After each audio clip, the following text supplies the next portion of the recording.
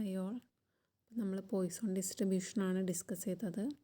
Poisson ഡിസ്ട്രിബ്യൂഷനിൽ നമ്മൾ മെയിനായിട്ട് നോക്കേണ്ടത് അതിൻ്റെ ഡെഫിനിഷൻ പഠിച്ചു വെക്കുക. സോ ഈ ഡെഫിനിഷൻ എക്സാമിന് ചോദിക്കാറുണ്ട്.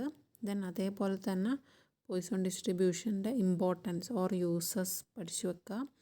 അതേപോലെ ഏറ്റവും ഇമ്പോർട്ടൻ്റ് ആയിട്ട് നോക്കേണ്ടത് അതിൻ്റെ പ്രോപ്പർട്ടീസ് അല്ലെങ്കിൽ ക്യാരക്ടറിസ്റ്റിക്സ് എക്സാമിന് ചോദിക്കാറുണ്ട്.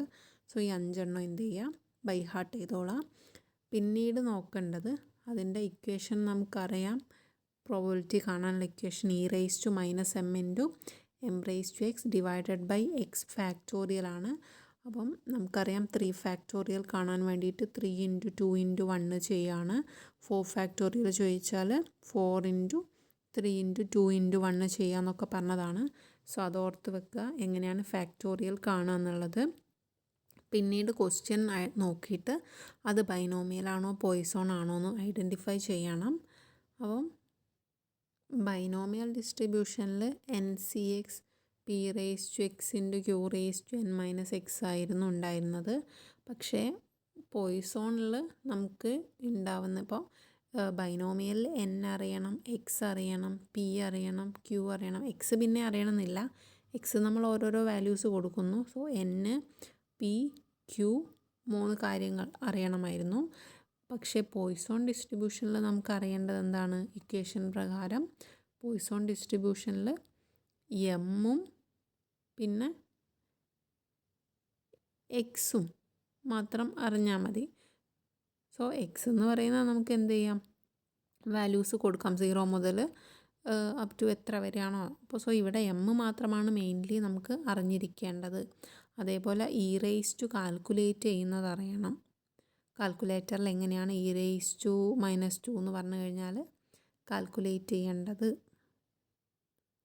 അപ്പോൾ അതിന് വേണ്ടിയിട്ട് കാൽക്കുലേറ്ററിൽ ഷിഫ്റ്റ് എന്ന് പറയുന്ന ഒരു ബട്ടൺ ഉണ്ടാവും, അത് ക്ലിക്ക് ചെയ്യുക.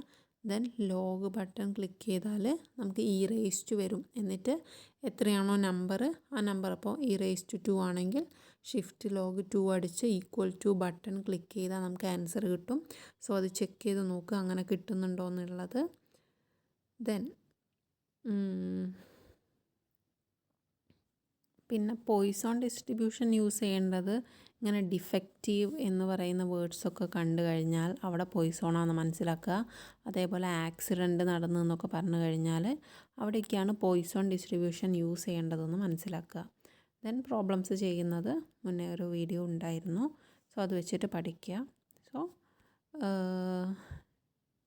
ഇനി നമ്മളതിൻ്റെ ഫിറ്റിങ്ങിലോട്ടാണ് കിടക്കുന്നത്.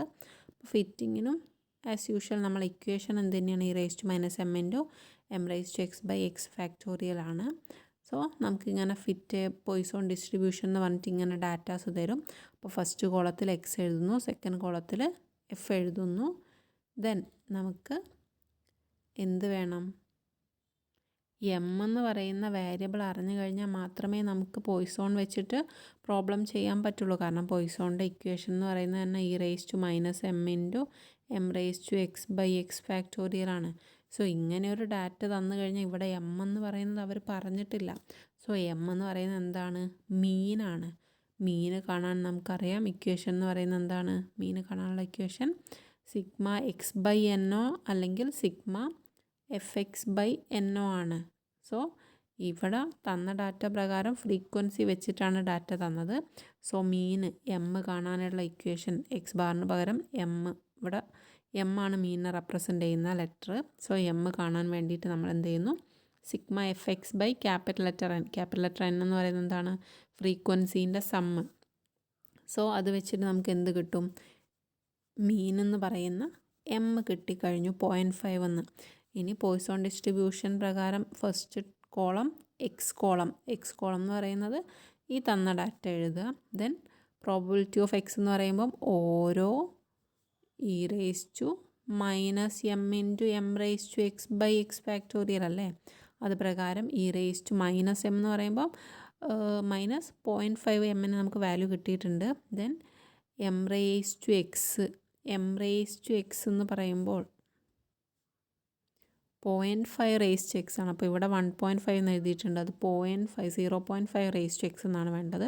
ഡിവൈഡഡ് ബൈ എക്സ് ഫാക്ടോറിയൽ ആണെന്ന് നമുക്കറിയാം.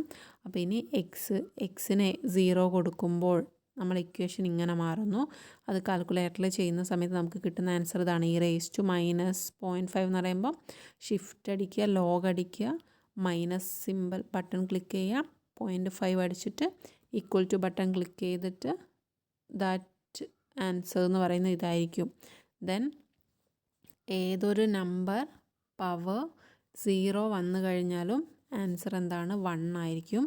സോ 0.5 റേസ് ടു 0 എന്ന് പറഞ്ഞാൽ എക്സ് റേസ് ടു 0 എന്ന് പറഞ്ഞാൽ 1 ആണ്. സോ 0.5 റേസ് ടു 0 എന്ന് പറഞ്ഞു കഴിഞ്ഞാലും 1 തന്നെ ആയിരിക്കും.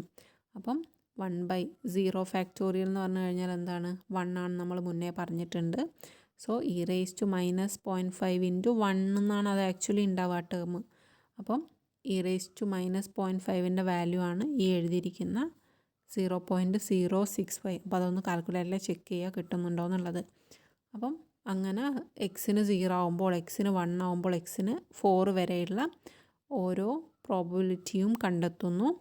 ദെൻ നമുക്ക് എന്ത് കാണണം? കാൽക്കുലേറ്റ് ദി തിയററ്റിക്കൽ ഫ്രീക്വൻസി എന്നല്ലേ ചോദിച്ചിരിക്കുന്നത്.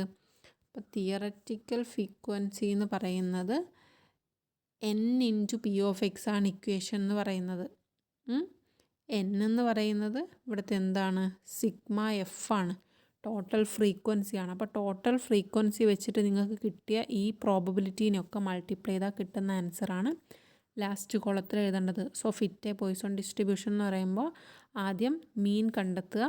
മീൻ കണ്ടെത്തിയ ശേഷം ആ മീൻ ഉപയോഗിച്ചിട്ട് ടേബിളിനകത്തുള്ള ഓരോ പ്രോബബിലിറ്റിയും കണ്ടെത്തുന്നു. ദെൻ തേർഡ് കോളത്തിൽ തിയററ്റിക്കൽ ഫ്രീക്വൻസി എന്ന് പറയുന്നത് n into P of X ചെയ്യുന്നു. ഓക്കെ, ഒരു ക്വസ്റ്റ്യൻ കൂടിയാണുള്ളത്. സോ ആ ക്വസ്റ്റ്യനിൽ നോക്കുക, തന്നിരിക്കുന്നത് എക്സും എഫുമാണ്. അത് വെച്ചിട്ട് നമ്മൾ എന്ത് കണ്ടെത്തണം?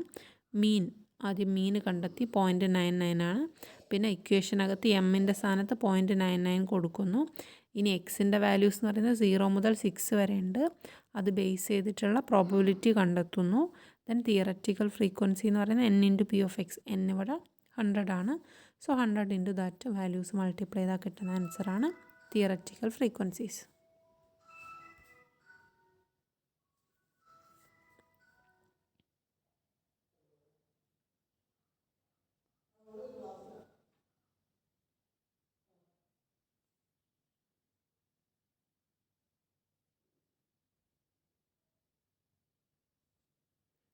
ദെൻ ലാസ്റ്റ് ഒരു ക്വസ്റ്റ്യൻ കൂടിയാണുള്ളത്. ഇവിടെ പറഞ്ഞിരിക്കുന്നുണ്ട് വാരിയൻസ് എന്ന് പറയുന്നത് 0.99 ആണ്.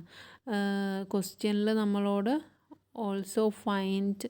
ഓൾസോ കമ്പ്യൂട്ട് വാരിയൻസ് എന്ന് ചോദിച്ചിട്ടുണ്ട്. സോ ഒരു പോയ്സോൺ ഡിസ്ട്രിബ്യൂഷനെ സംബന്ധിച്ച് മീനും വാരിയൻസും എപ്പോഴും ഈക്വൽ ആയിരിക്കും. സോ മീന് നമുക്കിവിടെ 0.99 എന്ന് കിട്ടിയിട്ടുണ്ടല്ലോ. അപ്പം വാരിയൻസ് എന്ത് തന്നെയായിരിക്കും? 0.99 ആയിരിക്കും. ദെൻ ലാസ്റ്റ് ഒരു question, comment of the following for a Poisson distribution mean equal to 8 and variance equal 7. ഒരിക്കലും അത് ശരിയല്ല. കാരണം പോയ്സോൺ ഡിസ്ട്രിബ്യൂഷനെ സംബന്ധിച്ച് മീനും വാരിയൻസും എപ്പോഴും ഈക്വൽ ആയിരിക്കും. അപ്പോൾ ഇത് രണ്ടും ഡിഫറെൻറ്റ് വാല്യൂസ് ആണ്. സോ ഇത് പോയ്സോൺ ഡിസ്ട്രിബ്യൂഷനിൽ ഇത് സാറ്റിസ്ഫൈ ചെയ്യില്ല. ഓക്കെ.